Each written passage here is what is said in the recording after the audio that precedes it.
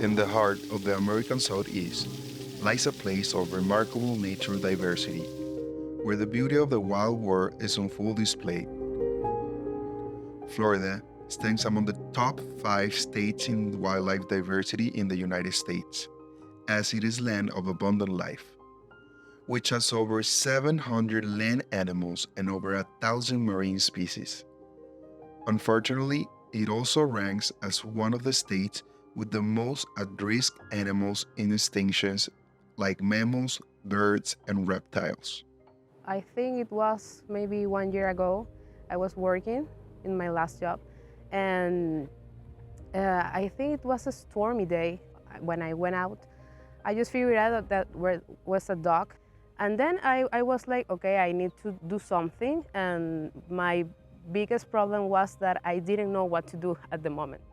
Formerly a preschool teacher, Maria Fernanda possesses a deep passion for animals. As a regular Florida resident, she plays her part in conserving the local wildlife, making her valuable contribution. When you see wildlife, because we don't have that connection, oftentimes it's sort of like that hidden population that we don't see. So they're very underrepresented. Anabella Alfert embodies passion and purpose. From her role as a former senior Florida agent to her current position as a college professor, she crafts a narrative of perseverance, traversing from Colombia to Florida, a true guardian of justice and wildlife. Anabella shares inspirational stories that resonate. Well, 26 years ago, I was living in Miami Lakes, and I remember early one morning, I went out to go to work, and I heard something in the bushes. I'm like, what is that? So I got down and I looked, it was a tiny little baby squirrel. So then I started doing research to see what place could help me, and that's when I discovered the South Florida Wildlife Center. And I fell in love with their mission, and ever since, for 26 years, I've been rescuing wildlife. A growing concern has captured global attention, with experts in agreement on various animal-related challenges. Amidst this array of issues, one concern looms larger than the rest: the ongoing habitat loss threatening our wildlife.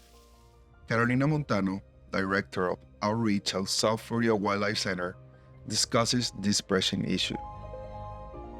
So South Florida is very developed. The biggest threat is that we are taking habitat away from animals who live here. We are the only place in the world with a place like the Everglades, so we are affecting the ecosystem in that way, where we take a little bit of that area. South Florida Wildlife Center, led by dedicated individuals like Carolina, is one of a few vital organizations that has as a mission the protection and rehabilitation of the local wildlife that faces these challenges. So the wildlife that are being displaced have nowhere to go or can't adapt to those changes. So unfortunately, we're trying to figure out a way to have people live and coexist with the wildlife that they're now living with down here. The United States Fish and Wildlife Service manages a network of public lands and waters called the National Wildlife Refuge System. This system protects many species and provides humans with the best opportunities to connect with nature and observe wildlife. There are over 560 refuges around the United States, and over 94 refuges are located in Florida. As Florida diverse wildlife faces an ongoing crisis, dedicated individuals and organizations have stepped up their efforts to protect and preserve the region's precious natural inhabitants. So in my role as medical director, I'm essentially in charge of the care of all of the rehabilitating animals here and kind of directing their treatment and ensuring the quality of care. Charlotte Cournoyer and her team at South Florida Wildlife Center are on the front lines, assisting thousands of animals each year. So South Florida Wildlife Center gets about 9,000 animals a year. We have about 400 animals on our property at a given time, representing over 300 different species of native Florida wildlife.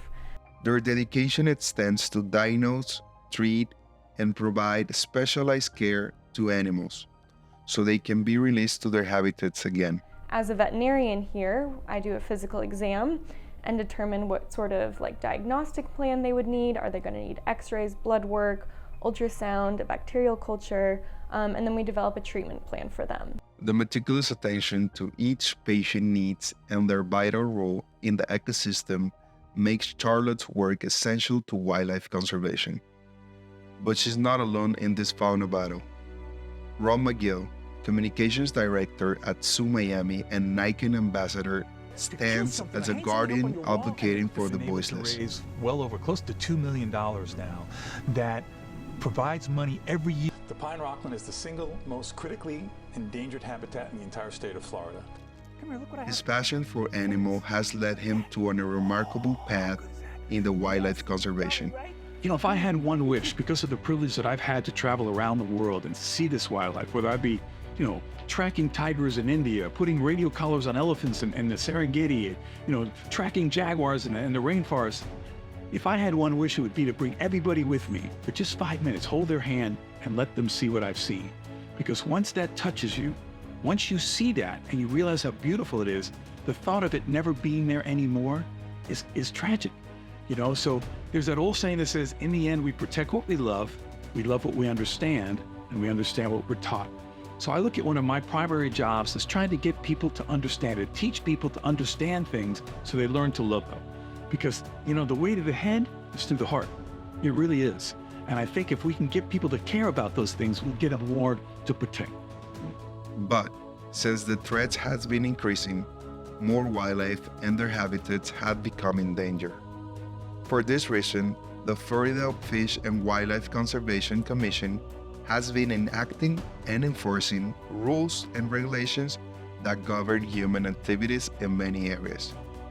These laws include restriction on fishing, trapping, hunting, and keeping certain exotic animals as pets. As the manager of the Everglades Outpost, Amanda Mazorra takes us on a journey deep into the wilderness on a remarkable and impactful story of resilience and compassion. Sable is our Florida panther. She was here, she was confiscated, she was owned by someone as a pet, and unfortunately the people who owned her previously, they did have her declawed. So though she came to us at a young age, she was only, I want to say she was only a couple months, maybe to a year old. When she arrived, she was very little. However, since she doesn't have her claws, she was deemed non-releasable, and even though she's a native species, since she doesn't have her claws, she could not be released into the wild. So she lived out she's going to live out the rest of her life here. She's been here for the last 11 years, and she's actually very, very socialized. This story exposes just some of the challenges and ethical dilemmas inherent to wildlife conservation. Sabal's tale compels us to reevaluate our relationship with the natural world and to contemplate the repercussions of human actions. Nonetheless, in the face of these challenges, a glimmer of hope emerges. These are all things that we can do on a day-to-day thing at our home. You know, stop buying bottled water that comes in things that you just throw the bottles away right away. Use recycled water, use, you know, a recycled can to get that water. As the old saying goes, little things done by lots of people add up to big things. This is just a reminder that the collective efforts of individuals, when united towards a common goal, can bring significant and positive change, especially in the wildlife conservation. Your power as a consumer is very strong. And you especially, this young generation, you're going to be the most powerful consumers there are. Choose wisely what you buy, because what you buy will help dictate how things are acquired, how things are manufactured, and in the end, how the environment is protected. As we look to the future, the dedication of individuals like Anabella and Maria Fernanda shines bright. Their passion for wildlife preservation drives them to continue to make a difference. So I just show up for the animals every day in and day out. I'm on call 24/7. So for me is to keep that track and maybe sort of forecasting in the future, do something at the international level. I'll see what the future holds for me, you know, and what doors open up for me. As Anabella strives to expand her impact to a global scale, Maria Fernanda echoes a similar feeling. So now after that, I want to participate in, actions, organizations to work with that kind of things and just give information to other people that don't know about the situation. Let their stories serve as a reminder that in the delicate balance between humans and nature, every act of kindness counts. This ensures that the wild spirit of these beings will endure, leaving a memorable mark for generations to come.